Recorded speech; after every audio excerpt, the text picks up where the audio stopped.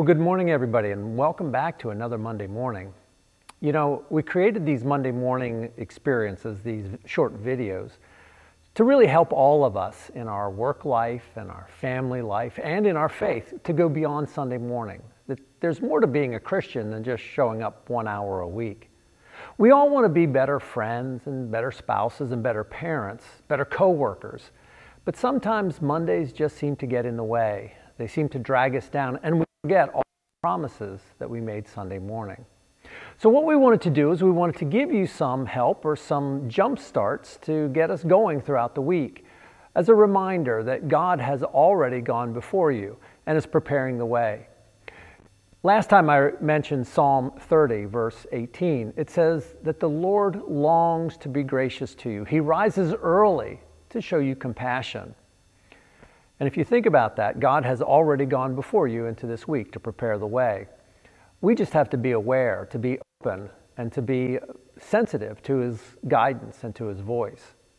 So if you think about it, everything that you've prayed for, everything that you sang about, or everything that you said amen to is about to begin.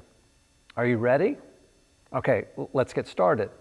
Now, this is sort of a special week because this begins the season of Lent. And usually during the season of Lent, there are a number of opportunities for us to go deeper into our faith.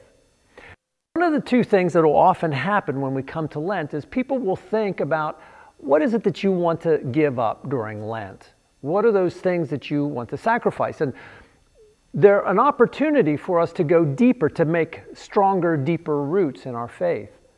But oftentimes we get sidelined, don't we? You'll find two different things that will happen. Either people will either find something that's way too lenient, something that's easy and almost meaningless, or something that is so strict and so painful and so hard, people just feel demoralized and dejected at even the attempt of it. And so what we do is we give up and we do nothing. For one time, I remember a friend of mine said they wanted to give up for Lent eating watermelon. Well, this is February. There aren't a lot of watermelons around, and so it was so easy and so trivial, it really didn't have a lot of meaning. Of course, other people will give up really important things, you know, maybe like giving up coffee or giving up TV or something else that is so strict that they know they're not going to achieve it, and then they'll feel horrible afterwards. Now, all of these are good things in and of themselves, but what they're really highlighting is they're things that are meaningless. They're arbitrary. You just pick something out of the air and you try and find something that you think is going to hurt because somehow in the pain and in the suffering, you think God will be pleased. Let me ask you, as a parent, are you ever pleased when your children are suffering? Isn't it just the opposite? But sometimes it does require discipline. You need to have your children learn to control their emotions, to clean up their room, to help with chores around the house. It isn't just always lenient, but it certainly isn't about suffering. And so the problem is we look for things that are just arbitrary instead of the things that are necessary. And so what Lent does is it gives us the opportunity to take a step back and look at our lives and say, what are those habits that I have that are perhaps controlling me, perhaps keeping me farther away from knowing God better, from loving my family in a deeper way, or embracing my spouse in a way that they find energizing. As we begin this time, let's think of all of the opportunities that we have to grow in our faith, because I believe that the closer that we are to God, the easier it is to give ourselves completely to other people, to be available to them and to love them on their terms. And so this Lent, I want you to think about opportunities that you have to be committed to something that will create new challenges, that will help grow you, not just weigh you down. I want to give you a couple if you don't mind. The first one is got to be the most important during the season of Lent, and it's worship. Our commitment to worship. If you talk to people in church growth circles, People now consider themselves attending full-time if they attend maybe once a month. During the season of Lent, commit yourself to worship, to be with the people of God, to tune in wherever you are, to show up, but to make sure that God is a priority. If God is not a priority, then anything else you do is sort of meaningless, isn't it?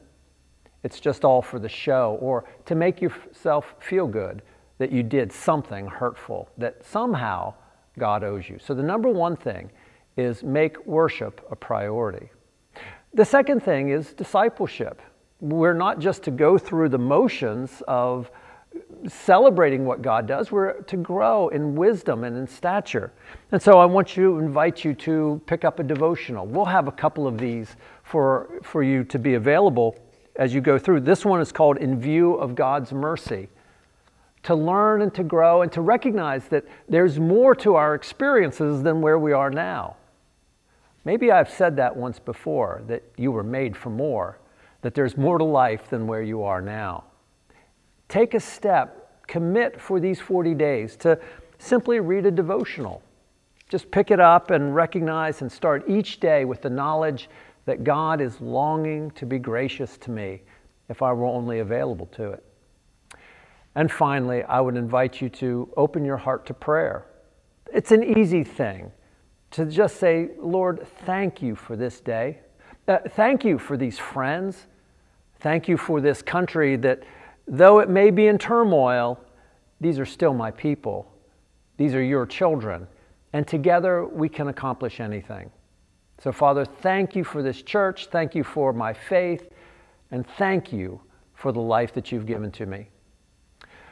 Well, friends, one of the great challenges that you're going to face is you're going to either pick something that is so easy and so meaningless, like eating watermelon, or giving up chocolate, or maybe even picking a soda flavor that it really has no great weight in your life.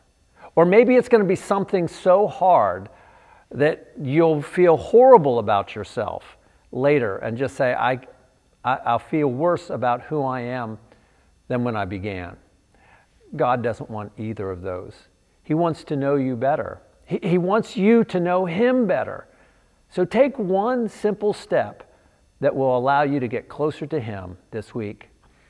Well, friends, as we go back into this week, remember that God is already well ahead of you, preparing the circumstances and the conversations that you're going to have. Listen for Him. Respond when He prompts you, and say thank you when you feel the Spirit welling up within you. And so as we go into this week, may your coffee always be strong. May your eyes be open. May your heart be light. And may your path be obvious. Hey friends, until next week, God bless.